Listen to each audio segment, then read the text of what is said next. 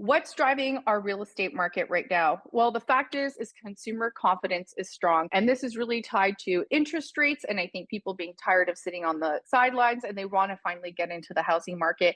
And buyers recognize that most likely than not, if interest rates start to come down, there's going to be more people entering the market. And the fact is there are people ready to enter the market and they can afford it today. And we are seeing that with the activity on the streets, in our open houses, on our listings.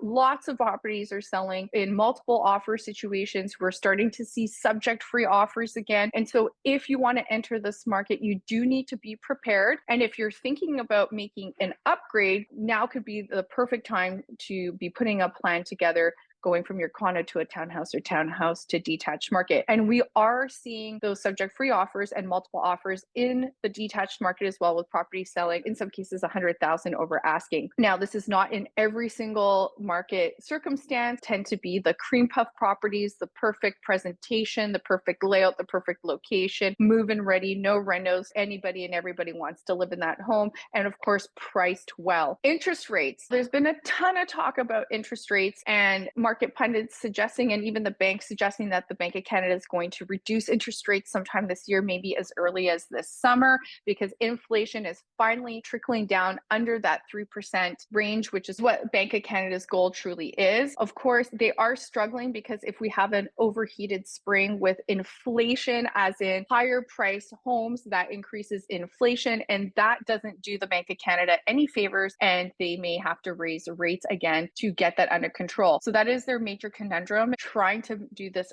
balancing act of not reducing rates too soon so we don't have an overabundance of activity in the real estate market, offsetting the gains that we've made in terms of reducing inflation. While it's possible that we're going to see interest rates reduce this year, the fact is that there is no guarantee that there's going to be a reduction in interest rates. So keep that in mind if you're making the decision to enter the market today. We could stay higher for longer, and I think there's a very strong probability of that, especially with the activity that we're seeing in the spring market right now, and we're only just getting started. Just think about it when the weather gets better and the grass is growing and all that, when people are ready to list their homes. And how many buyers have we come across, potential buyers that are waiting for the right home to come on the market so that they can list their home, which isn't always the best strategy. But the fact is, there are people out there who want to buy. And that actually relates back to inventory. Part of the cycle that we have is we need listings to come on the market. And if the sellers of those listings don't have other homes to buy, they hold back. So it is good that we're starting to see this activity. It's good that sellers are starting to list their properties. And the more of that is going to be able to help facilitate more of these sales and create a stronger market. I personally believe that we're going to see a further increase in sales as well as in prices. And hopefully they'll be moderate throughout the year with controlled activity so that the Bank of Canada can just hold rates and let this whole rate